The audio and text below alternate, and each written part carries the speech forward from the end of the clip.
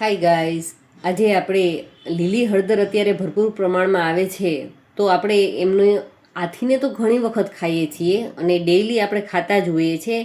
તો આપણે એમને એક આચારના રૂપમાં ખાઈએ તો કંઈક અલગ અને સાથે સાથે ટેસ્ટી લાગશે. તો તમે એમને કોઈ પણની સાથે પૂરી પરાઠા, રોટલા રોટલી ભાખરી કોઈ પણની સાથે ખાવામાં ખૂબ મજા આવે એવું સરસ મજાનું ટેસ્ટી અને ચટાકેદાર, અને બનાવવું તો એકદમ આસાન છે. તમે આરામથી 5-7 મિનિટની અંદર તો તમે આચાર છે એ બનાવી અને તૈયાર કરી શકશો.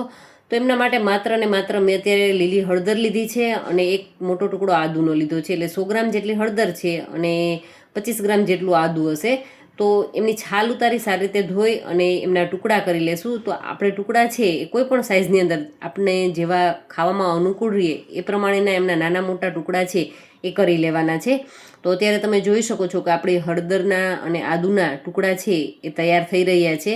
તો મીડિયમ સાઇઝના ટુકડા કરીએ જેથી કરીને એક પણ ટુકડો છે એ ખરાબ ન થવો જોઈએ, આપણું આચાર છે એ વેસ્ટ ન જવું જોઈએ. હવે આમના ટુકડા થઈ ગયા છે તો ઉપરથી એ ભીનાશ છે તો એ ભીનાશને દૂર કરવા માટે થઈ અને મેં લગભગ 2 કલાક તડકાની અંદર રાખ્યો છે. અને જો તમારે તડકો ન આવતો હોય તો પંખાની નીચે પણ રાખી અને માત્ર આપણે એમનું પાણી ઉપરનું સુકાઈ જાય ને ત્યાં સુધી આપણે એમને સુકાવા દેવાનું છે. વધારે આપણે એમને સુકાવા નહીં દઈએ. હવે એક કડાઈની અંદર 2 ચમચી જેટલું આપણે તેલ લઈ લેવાનું છે. તેલ છે તમે કોઈ પણ લઈ શકો છો, જે તમારે ખવાતું હોય, પણ જો શક્ય હોય તો તમે આમની અંદર સરસવ અથવા તો મગફળીના તેલની સાથે આ આચાર છે એ તૈયાર કરી શકો તો વધારે ટેસ્ટી બનશે. હવે એમની અંદર આપણે થોડાક મેથી દાણા એડ કરી દઈશું અને મેથી દાણાને એકદમ સારી રીતે ગરમ થવા દેવાના છે અને એમનો કલર છે એ ચેન્જ થવા દેવાનો છે. તો મેથી દાણાને આ રીતે આપણે ચલાવી અને એમનો હળવો એવો કલર ચેન્જ થાય ત્યારબાદ એમની અંદર હળદર હિંગ એડ કરી દઈશું. અને હિંગને સારી રીતે ગરમ થઈ ગયા બાદ આપણી પાસે રહેલા જે ટુકડા છે હળદર અને આદુના એ ટુકડા એડ કરીને ગેસની ફ્લેમ ઉપર ખાસ ધ્યાન આપવાનું છે કે લો ઉપર કરી દેવાની છે. નહીંતર શું થશે કે એ આપણા જે હળદર અને આદુ છે ને એ ચવળ થઈ જશે.